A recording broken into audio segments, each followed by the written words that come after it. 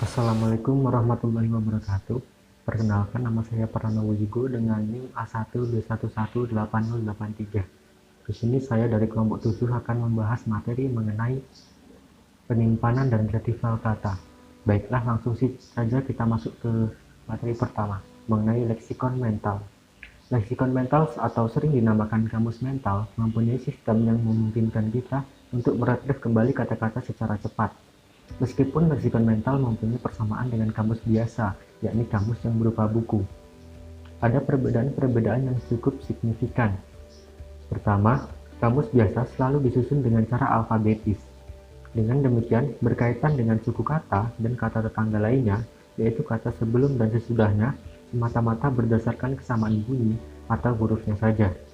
Sedangkan leksikon mental juga memanfaatkan kesamaan bunyi, tapi ada faktor lainnya yang harus dipertimbangkan pula. Kedua, kamus biasa juga tidak menyebutkan bahwa makna merupakan jaringan atau network antara satu konsep dengan konsep yang lain. Tidak ada dalam kamus biasa informasi yang memiliki fitur pembeda atau persamaan kata. Sedangkan dalam leksikon mental, memiliki suatu fitur pembeda antara kata yang diujarkan dan memiliki kaitan antara kata satu dengan kata yang lain. Selain itu, leksikon mental memiliki jaringan makna yang kontrasif. Perbedaan ketiga dengan kamus biasa adalah bahwa leksikon mental itu isinya selalu berubah-ubah sesuai perkembangan zaman, mencakup suatu informasi, dan memungkinkan kita menciptakan kata sesuai dengan aturan yang ada pada bahasa itu. Sedangkan kamus biasa selalu tertinggal karena alasan teknis. Dapat disimpulkan bahwa leksikon mental memiliki informasi yang jauh lebih banyak, lebih lengkap, dan lebih rinci daripada kamus biasa. Baiklah, selanjutnya kita akan membahas poin mengenai penyimpanan kata. Pada dasarnya, ada dua pandangan mengenai penyimpanan kata. Pandangan pertama adalah bahwa tiap kata disimpan sebagai kata yang terpisah, seperti kata jatuh, terjatuh, menjatuhi, menjatuhkan, dan kejatuhan, disimpan sebagai 5 kata yang terpisah-pisah. Argumentasi untuk teori ini adalah bahwa retrieval yang dapat dengan cepat dilakukan hanya dengan mencomot saja kata-kata yang kita inginkan. Pandangan lain membantah dan menyatakan bahwa penyimpanan kata disimpan bukan berdasarkan kata tetapi berdasarkan morfem. Jadi hanya kata jatuh yang disimpan. Afiks men, ke, i, dan an disimpan secara tersendiri. Argumentasi untuk teori ini adalah pertama, bahwa penyimpanan seperti ini lebih hemat. Kedua, bahwa waktu yang diperlukan untuk meretrieve kata multimorfemik lebih lama daripada yang bermorfem satu. Teori ini menunjukkan bahwa kata tersimpan sebagai morfem dalam leksikon mental kita. Baiklah, kita memasuki poin ketiga, yaitu faktor pengaruh untuk penyimpanan kata dan retrieval kata. Dari fakta-fakta yang telah ditemukan, tampaknya dasar penyimpanan dan retrieval kata itu tidak hanya satu atau dua saja, tetapi merupakan jaringan yang saling berkaitan. Contohnya, suatu kata A bisa terkait dengan kata B karena alasan X. Pada dasarnya, suatu kata akan mudah diretrieve apabila kata tersebut sering dipakai. Seperti kata meninggal atau mati lebih sering digunakan daripada kata mangkat atau wafat. Pembagian kata menjadi kata utama atau content words dan kata fungsi atau function words tampaknya juga mempunyai pengaruh terhadap proses penyimpanan dan retrieval kata. Kemiripan bunyi juga menjadi faktor untuk menyimpan suatu kata. Apabila orang lupa ingat, pasti terkaan katanya tidak jauh dari kata targetnya. Jumlah suku katanya sama, bunyi awalnya sama, dan seluruh kata itu mirip dengan kata yang dicari. Contohnya, orang yang lupa dengan nama makanan getek atau mengucapkan kata yang mirip dengan kata target seperti getuk, gender, atau beberapa kata yang lainnya lagi. Kekeliruan dalam kemiripan bunyi tidak hanya ditemukan pada gejala lupa ingat saja, tetapi juga pada kekeliruan bunyi umum yang lain, seperti contoh yang pertama, Pak, jenazah saya masih di Hawaii. Contoh yang kedua, maaf Pak, ijazah saya masih di Hawaii. Yang dimaksud ialah kata pada contoh pertama. Namun, karena terjadi kekeliruan, maka yang terujar adalah contoh kata yang kedua. Dalam hal ini menunjukkan bahwa dalam leksikon mental kita, kata-kata yang mirip ininya disimpan berdekatan. Yang keempat, ada model penyimpanan dan retrieval kata. Para psikologis mengajukan beberapa model teoritis. Itu dibagi menjadi dua, yaitu serial search model dan parallel access model. Nah, bagian tersebut dapat dilihat sebagai berikut.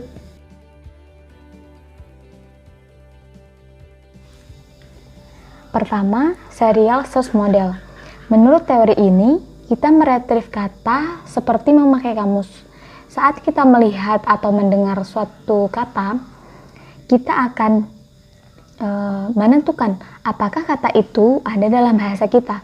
Dan setelah kita menentukan, kita akan mencari informasi mengenai kata tersebut. Menurut serial search model, dia mempunyai dua tahap. Tahap yang pertama itu ada access file.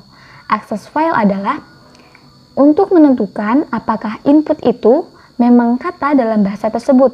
Nah, yang tahap kedua, master file. Master file adalah tahap di mana input tadi dicocokkan dengan semua kata yang tersimpan dalam leksikon mental yang mirip dari segi ortografi, fonologi, makna, maupun sintaktisnya. Model yang kedua ada parallel access model. Ada 3 macam jenis model ini. Yang pertama, logogen model. Logogen adalah mengenali suatu kata. Logogen model ini dikemukakan oleh Morton tahun 1969. Model ini beranggapan bahwa tiap kata mempunyai logogen, yaitu sebuah daftar yang menghitung jumlah fitur antar kata yang ada dalam leksikon mental yang menjadi input. Yang kedua, ada connectionist model. Terdapat 3 tingkat pada connectionist model. Tingkat input, tingkat di mana unit berkaitan dengan huruf secara individual, dan tingkat output. Pada tingkat input, kita menerima input secara visual ataupun audiovisual. Contohnya, kata padi. Kita akan mengetahui bahwa huruf P terdiri dari sebuah garis tegak dan ditempeli lingkaran di sebelah kanan atas. Pada tingkat kedua, di mana huruf menjadi suku kata. Pada tahap ini, menggugah kata-kata lain yang diawali dengan huruf P. Karena itu, di samping kata padi, tergugah pula kata-kata seperti pada, pari. Yang kemudian, tingkat ketiga mengalami output, yaitu terujarlah kata-kata yang berdekatan tersebut. Model yang ketiga, cohort model, diciptakan oleh Marston Wilson 1973. Untuk memahami kata secara lisan, menurut model ini, waktu kita mendengar sebuah kata, semua kata yang bertetanggaan dengan kata tersebut akan teraktifkan. Contoh, kata pergi. Dalam leksikon mental akan muncul kata yang berdekatan dengan kata pergi, yaitu seperti peri, persis, dan lain-lainnya. Poin yang kelima, pengetahuan tentang kata. Ada 3 aspek yang mengklaim bahwa kita tahu sebuah kata. Aspek pertama tentunya adalah aspek semantik. Dalam pengertian semantik, kita tahu makna dasar dari sebuah kata. Nah, semantik adalah ilmu yang mempelajari tentang arti atau makna yang terkandung dalam suatu bahasa. Atau dengan kata lain, semantik adalah ilmu yang mempelajari tentang makna. Aspek kedua yang harus diketahui adalah kategori sintaksis. Sintaksis adalah prinsip dan peraturan untuk membuat kalimat dalam bahasa. Sintaksis mempelajari struktur setiap kalimat dalam bahasa apapun. Contohnya, tanpa mengetahui bahwa kata sepatu itu adalah nomina, orang tidak akan dapat memakai kata itu. Pengetahuan mengenai kategori sintaktik ini merupakan bagian wajib dari klaim kita karena susunan kalimat ditentukan oleh penempatan kategori sintaksis yang benar. Nah, Berikut dapat dilihat contohnya. Kekeliruan pada kalimat 19 untuk mengucapkan kalimat 20 adalah karena kekeliruan kategori sintaksis. Aspek yang terakhir yaitu fonologis. Fonologis adalah ilmu yang mempelajari tentang pembelajaran bagaimana bunyi suatu huruf dan kata. Sebagai penutur asli, kita tahu secara intuitif tidak hanya bunyi-bunyi apa yang ada pada bahasa kita, tetapi juga bagaimana bunyi-bunyi itu diatur. Makna satuan kata. Banyak teori yang telah dikemukakan untuk menangani masalah makna kata, sebagai mengatakan bahwa suatu kata adalah objek yang ditunjuk oleh kata itu. Jadi, kalau referennya adalah tempat yang kita pakai untuk duduk, maka makna kursi adalah yang dimaksud. Referen dapat dirujuk ke berbagai kata dan tidak semua kata merujuk kepada benda. Kata seperti dan, yang, dan tetapi mempunyai makna tetapi tidak ada rujukannya. Teori ini menyatakan bahwa kata tidak merujuk kepada objek, tetapi kepada konsep, ide, dan tentang objek itu. Teori-teori lain kemudian bermunculan. Yang pertama, teori fitur mengatakan bahwa konsep dari sekelompok unit yang lebih kecil dinamakan fitur. Yang kedua, teori pengetahuan. Teori berdasarkan pengetahuan menurut Rivest dan kawan-kawan dalam Gleason dan Ratner tahun 1998 halaman 191.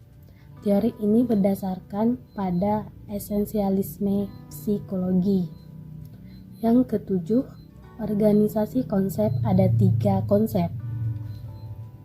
Yang pertama, model semantik hierarkis yang diajukan oleh Collins dan Qualin tahun 1969 dalam Harley tahun 1995. Teori ini memiliki beberapa kelemahan antara lain. Yang pertama, kata-kata abstrak tidak mudah dibuat hierarki. B. Tidak selamanya orang mengikuti hierarki. Yang ketiga, jarak semantik yang sama belum tentu menghasilkan jumlah waktu reaksi yang sama. Yang kedua, model perbandingan fitur.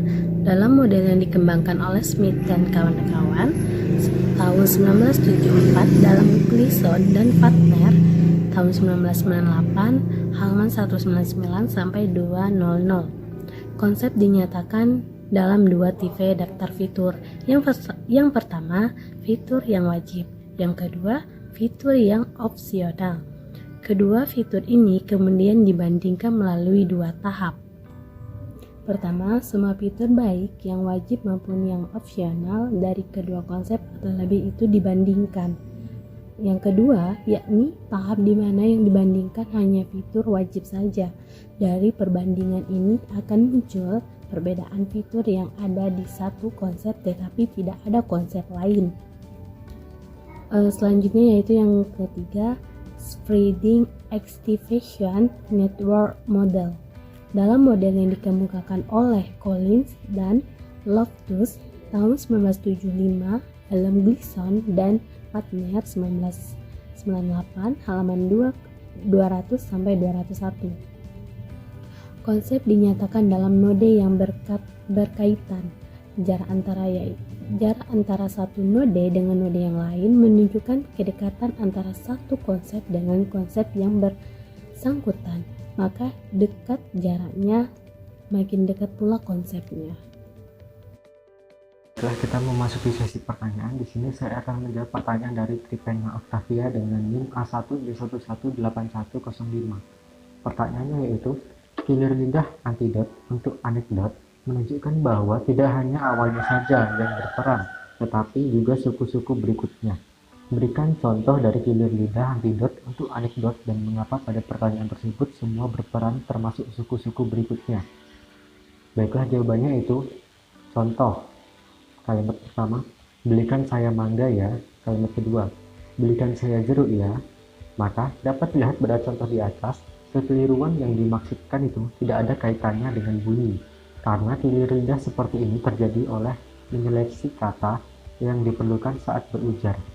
Dan yang dimaksudkan dari pernyataan semua berperan termasuk suku-suku berikutnya adalah apabila terdapat kekeliruan lidah disebabkan oleh bunyi yang sama persis atau hampir sama. Baiklah, selanjutnya pertanyaan kedua dari Muhammad Vicky Farezi dengan NIM A1B118057. Pertanyaannya yaitu, apakah dalam penyimpanan dan retrieval kata yang tersimpan hanya kata yang sering dipakai? Jawabannya, tidak hanya karena sering dipakai suatu kata itu tersimpan, melainkan terdapat unsur semantik, kategori sintaksis dari kata dan kemiripan bunyi serta keterkaitan antara kata yang satu dengan yang lainnya. Jika kita mendengar suatu kata asing yang belum pernah terpakai, tetapi kata itu memiliki keterkaitan dengan kata yang telah tersimpan, secara otomatis kata tersebut akan tersimpan juga, namun akan jarang diujarkan karena masih asing. Baiklah, di sini saya mendapatkan dua penanya. Penanya pertama ada Mila Cantika Sari dengan NIM A1B118074. Pertanyaannya, apakah aspek dalam pengetahuan kata harus dikuasai semua, dan apa yang terjadi bila seseorang pembicara kurang menguasai aspek dalam pengetahuan tentang kata? Menurut saya, mempelajari semua ilmu tentang aspek pengetahuan kata itu sangatlah bermanfaat bagi kita, karena hal ini sangat mendukung kita dalam berkomunikasi dengan orang banyak. Nah, seluruh bagian mulai dari bunyi, arti atau makna kata, dan maksud atau tujuan yang kita ujarkan itu sangat penting untuk dikuasai. Apabila seorang pembicara itu tidak menguasai aspek tersebut, menurut saya mungkin dia akan kekurangan koleksi kata. Hal ini akan mempengaruhinya saat berbicara dengan banyak orang. Biasanya semakin tinggi ilmu yang kita gapai, maka koleksi kata yang tersimpan dalam leksikon mental kita itu akan semakin banyak kosakatanya. Seperti itu. Dan penanya kedua ada saudari Devi Silviana Putri dengan NIM A1B1818059. Pertanyaannya, pada bagian cohort model, menurut model ini, waktu kita mendengar sebuah kata, semua kata yang bertetangga dengannya akan teraktifkan. Mengapa hal tersebut bisa terjadi, dan berikan contoh. Menurut saya, dikarenakan setiap kata yang kita lihat atau dengar, kata tersebut memiliki ciri dan bunyi yang hampir sama, atau memang benar-benar sama dalam pelafalannya. Hal inilah yang mempengaruhi. Contohnya, kata pergi. Kata ini mirip sekali dengan kata peri, beli, dan mesti. Hal ini yang membuat sama adalah dari segi pelafalannya. Bunyi yang diujarkan dari alat ucap manusia, jika sekilas kita dengar, bunyi tersebut tuh akan sama. Pergi, beli, peri, mesti. Maka dapat disimpulkan bahwa kata yang bertetanggaan atau bunyinya sama dengan kata yang dimaksud, maka kata-kata yang lain yang pelafalannya sama itu akan teraktifkan. Di sini saya akan menjawab pertanyaan dari Siti Aisyah dengan NIM A1B118093. Pertanyaannya adalah, pada teori berdasarkan pengetahuan, esensialisme psikologi merupakan teori yang landasan dasarnya adalah teori fitur, tetapi telah diperluas. Jelaskan maksud dari teori fitur yang diperluas. Baiklah, di sini saya akan menjawab. Yang dimaksud dengan teori yang diperluas yaitu jika kita mau memahami suatu struktur konseptual, kita harus memahami hubungan antara konsep dengan bagaimana konsep itu terorganisir. Nah, itulah yang dimaksud dengan fitur yang diperluas, di mana kita harus tahu seluk-beluk tersebut tentang teori itu. Dan pada teori ini tidak menentukan teori fitur ini atau teori fitur berdasarkan pengetahuan ini tidak menentukan konsep. Saya akan menjawab pertanyaan selanjutnya, yaitu pertanyaan dari Gani Ismail. Pertanyaannya adalah, apakah yang membedakan teori fitur dengan teori berdasarkan pengetahuan? Yang membedakan teori fitur dengan teori yang berdasarkan pengetahuan adalah teori fitur, teori yang menentukan konsep. Sedangkan teori berdasarkan pengetahuan, teori yang tidak menentukan konsep. Kita harus memahami struktur konseptual. Kita harus memahami lebih dari sekedar konsep saja. Kita harus memahami hubungan antara konsep dan bagaimana konsep itu terorganisasi. Itulah yang membedakan antara teori fitur dengan teori berdasarkan pengetahuan.